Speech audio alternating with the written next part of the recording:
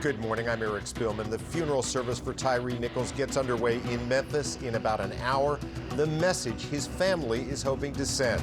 I'll have the latest. Good morning, I'm Frank Buckley. Another home of President Biden visited by FBI agents today. They just wrapped up their search. We will have the latest on the classified documents probe. Good morning, I'm Rashawn Haylock. The player many considered to be the GOAT, Tom Brady, is calling it a quits again. We'll have more for that next. And good morning, I am Megan Tellis here at the Afro City Marketplace, where we are supporting Black small businesses. Say hello to the camera, everyone. And we're supporting babies. How cute is this baby? Coming up, we'll have all the details how you can support small business. Stick with me. Oh, such a cutie. Good morning, I'm Jessica Holmes. We're going to tell you which California tourist spots are the most popular on Instagram. Top 10 list just ahead. I'm Sam Rubin here at 10 o'clock. Lance Bass with a podcast about pop music and arguably the best title that we've heard. And we've talked about those stars from 80 for Brady. How's the movie? The reviews are out. We'll tell you about it coming up.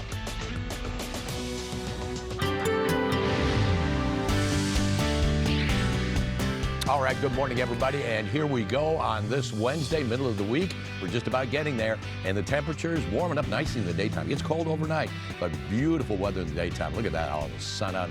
Make sure you take a lot of sunscreen if you're going skiing, because that sun reflects off the snow, and you can get burned pretty bad, pretty quickly. Coastal 64, 70 downtown Los Angeles, 69 in the San Fernando Valley, 57 degrees, high desert, Inland Empire 64, 67 Orange County Inland. Jessica, back to you. Mark, thank you.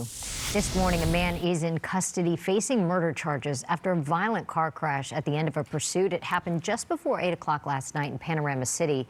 The pursuit started after LAPD officers spotted a stolen black pickup truck in a Pacoima neighborhood. The chase then went along the 170 freeway and eventually onto surface streets before coming to a crashing end at Lanark and Quintara Street. Authorities say they were tracking the suspect from the air when he slammed into a silver sedan. Two people inside the sedan died from their injuries. One of the victim's sisters spoke out this morning. I came here to bring flowers just to make sure that everything was picked up. You know, he was my little brother. He was a husband, a father. He took care of our mom. It just shouldn't have happened. His sister identified him as 46-year-old Chris Teagarden of Granada Hills. Authorities identified the suspect as 32-year-old Oscar de la Cruz. He and his unidentified passenger were arrested at the scene. New this morning, less than 2 weeks away from the Super Bowl, Philadelphia Eagles offensive lineman Josh Sills has been indicted on rape and kidnapping charges. Prosecutors in Ohio say the incident happened in Guernsey County in 2019. Court filings allege that Sills engaged in non-consensual sex and held the victim against her will. A rookie this season, the 25-year-old was in college at the time. He's only played a reserve role for the Eagles this year. The Eagles have not yet commented on the charges. Mourners will gather in Memphis in about an hour to remember Tyre Nichols, the man who died after a horrific beating at the hands of police. Civil rights activists are demanding a call to action on police reform.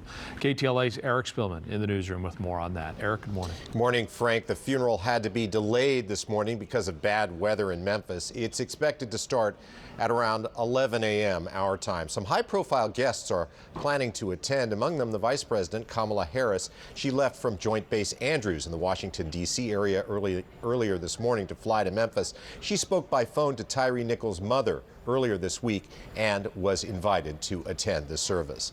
Tyre Nichols' family wants today's funeral to center on who he was as a person, to let the world know that he wasn't just a victim. Friends say he was a kind and gentle person who had an easy smile. He had a passion for skateboarding and for taking pictures of sunsets. Some of his photos will be shown today at the funeral. Nichols grew up in Sacramento and was a big fan of the 49ers.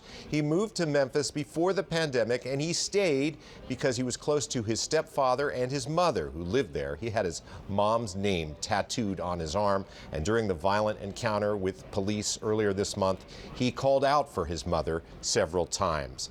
His funeral will take place at the Mississippi Boulevard Christian Church in Memphis. The Reverend Al Sharpton will deliver the eulogy. Family lawyer Ben Crump will make what's described as a call to action.